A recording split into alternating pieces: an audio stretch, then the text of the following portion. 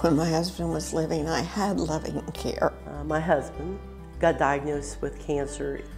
And I had not only wonderful people taking care of him, but I had a wonderful volunteer. I never knew anyone could care so much. And you just met that person. Oh, she was so wonderful. When he died, they were there for us. And I started volunteering, doing visits as a chaplain. Been a volunteer. I've served a little over a year now. I wanted to give back a lot of what I had received. That's how I got started in loving care, actually, is because I wanted to give back because they give so much to me. I started out doing it because I needed something to do. It has gotten me back in touch in a caring, emotionally supportive aspect. And it gives me a reason to get up every day, to get out of the house every day, to feel useful. So I've been giving back for 16 years. I'm enjoying this, and it has a variety of things to do and ways to serve. So it's something that a lot of people can do. You don't have to have any medical background to do it. You just have to have that little caring heart. It will work. I would like to believe that when that loved one's gone, they might decide then to do the same thing. They might decide, like I did, to pay it forward, to give back for what they received, and in turn become volunteers themselves.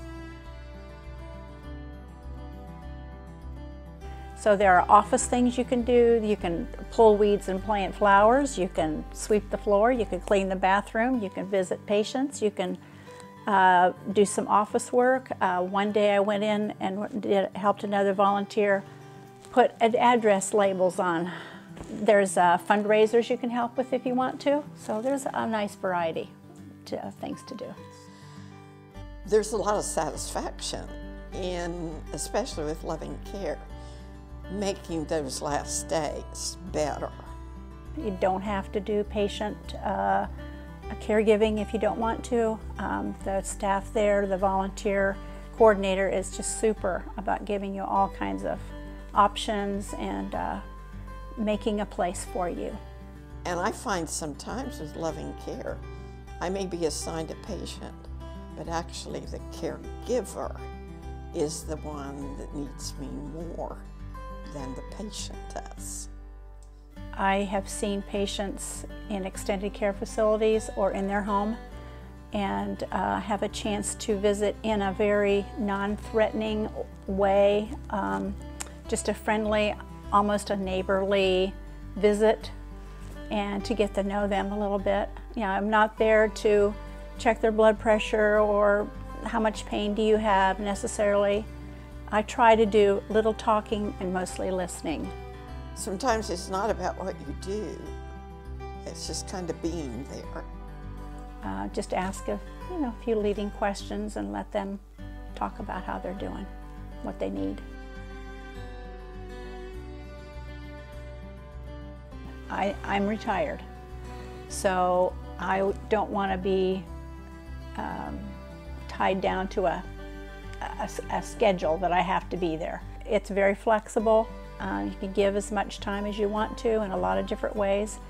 I get a text or email or a call from Annetta, the volunteer coordinator, and to ask about different things, and I've declined a few things.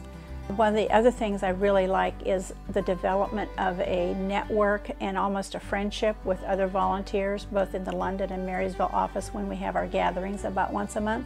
I can really identify how a caregiver feels when that loved one breathes their last.